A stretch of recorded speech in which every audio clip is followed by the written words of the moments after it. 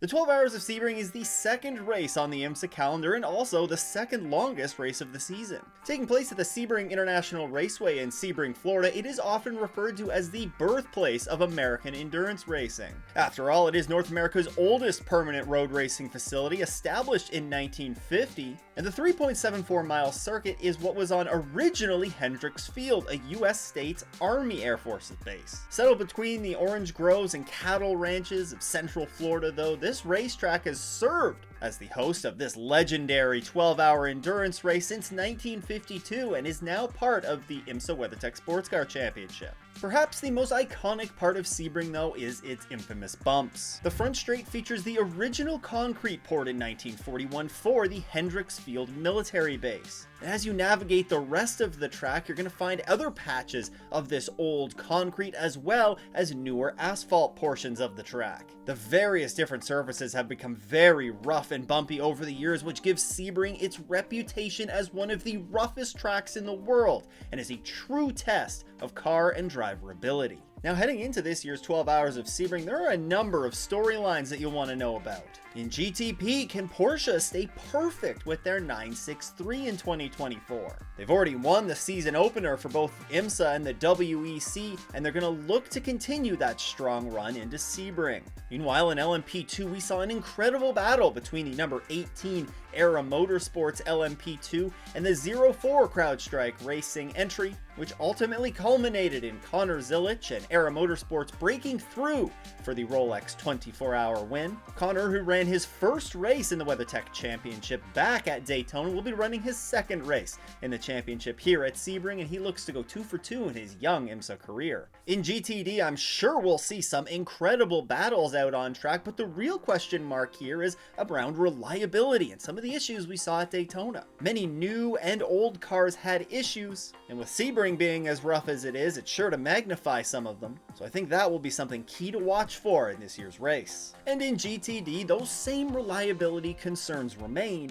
but here I think the class is just incredibly wide open. Last year, with a 20-car grid, we saw 8 different cars lead the race, and I'm factoring out entries that led for, just one lap at the end of a pit cycle or something like that. So you're looking at 8 of the 20 entries last year leading at least a good handful of laps in the race. I think this year, with 22 cars on the grid and a pretty much wide open field, it's going to be very difficult to pick a winner. Now, in past seasons at Sebring, the WEC has also been present for their season opening race, and as a result of this Super Sebring weekend, many of the IMSA support series didn't get an opportunity to travel to Sebring with the main championship. This year will be different though, with the WEC no longer going to Sebring. It opens up the opportunity for IMSA to bring many of their support series, starting off with the Michelin Pilot Challenge.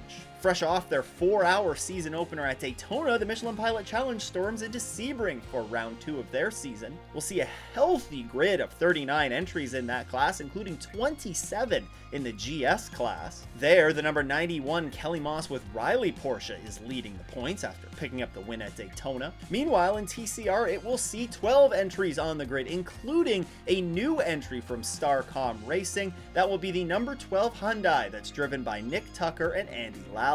Everyone in that class will be chasing the number 17 JDC Miller Motorsports Audi, who overcame a difficult weekend where they were scrambling to find replacement parts for that car, but ultimately saw them pick up the class win. The Porsche Carrera Cup North America will bring a series record 41 entries to this year's race. They'll be running 2 races over the course of the weekend, and notably, this will be the first season that they're running on Yokohama tires after previously racing on Michelin's. This will also be the season opener for the Lamborghini Super Trofeo Series and their 2 races. They will also feature a very healthy grid with a series record 37 entries expected for this weekend. Finally, there's the Whelen Mazda MX-5 Cup, who return to Sebring for the first time since 2021. Looking back to those 2021 races, we saw some pretty incredible finishes, and this year 30 entries taking to the track will look to replicate some of the action that we saw a couple years ago. Gresham Wagner, who's fresh off a race 1 victory at Daytona, is tied for the points lead there with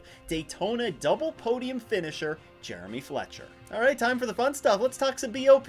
Just wanted to note for the numbers that I'm going to give you right now, I'm comparing them to their BOP from this race last year. If it's a brand new car, I will note that and compare it to their BOP from Daytona, but just keep in mind this is comparing the BOP from where it was this race last year.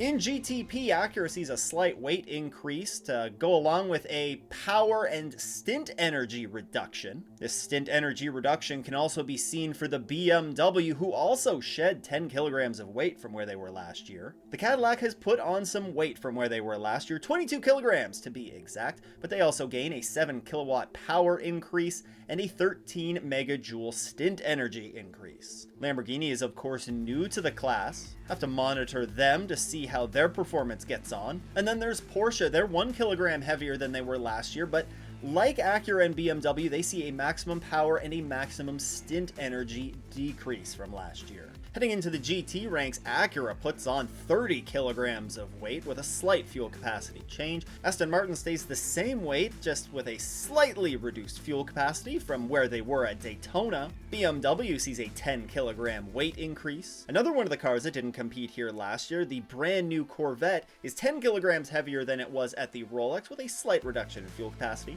Ferrari sees very little change from where they were in this race last year, no weight change and a slight fuel capacity decrease. Ford will be 15 kilograms lighter than they were at Daytona, but they will see a slight increase in fuel. Lamborghini, one of the notables here, they're 50 kilograms heavier from where they were in this race last year. They will see a 2 millimeter increase in their restrictor diameter, which should translate to more power, and their fuel capacity stays about the same. Lexus also gets a little bit heavier and also has a healthy restrictor diameter increase, again, should translate to some more power, and they also gain 3 liters of fuel capacity. The McLaren is 25 kilograms heavier than when it was for this race last year, and they are also boasting 5 liters more in fuel capacity. Very little change for the Mercedes, they just gain a bit of fuel capacity.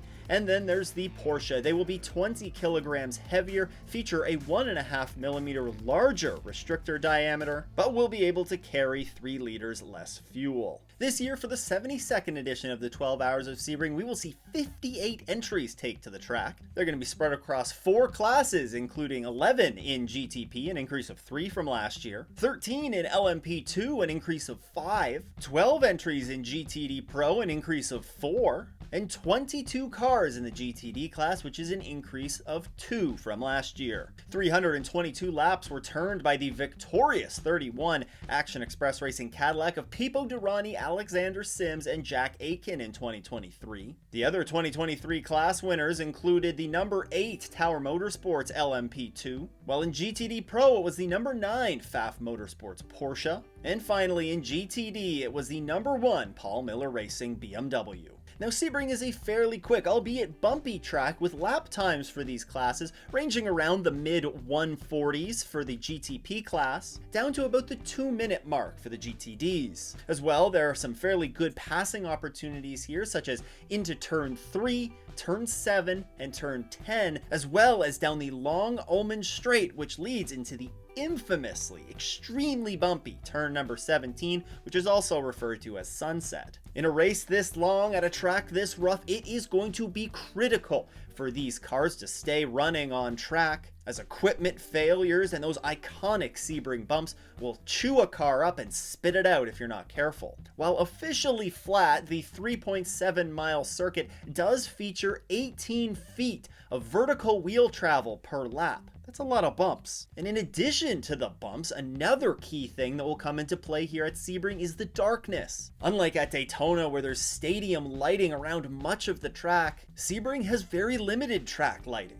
And being skilled at driving in those nighttime conditions will be key at the end of this race. Luckily for the drivers though, they will be on the right side of daylight savings time, and they'll get an extra hour of sunlight to be able to navigate this track. Speaking of sunlight, the weather forecast looks pretty darn good for this weekend. very little chance of rain and temperatures remaining fairly consistent throughout the weekend. It will get gradually warmer though, with a Thursday high of about 88 degrees Fahrenheit or 31 degrees Celsius, and steadily increasing to race day that will see a high of 92 Fahrenheit or 33 Celsius. Cadillac has been very strong at Sebring in recent years, winning 4 of the last 5 races, and when it comes to making my picks in GTP, I have to stick with them. I'm going for back-to-backs for the number 31 Action Express Racing Cadillac, who features an incredible Sebring driver in Pipo Derani, and who are also coming off the great momentum that they had at Daytona, coming up just shy of that race win.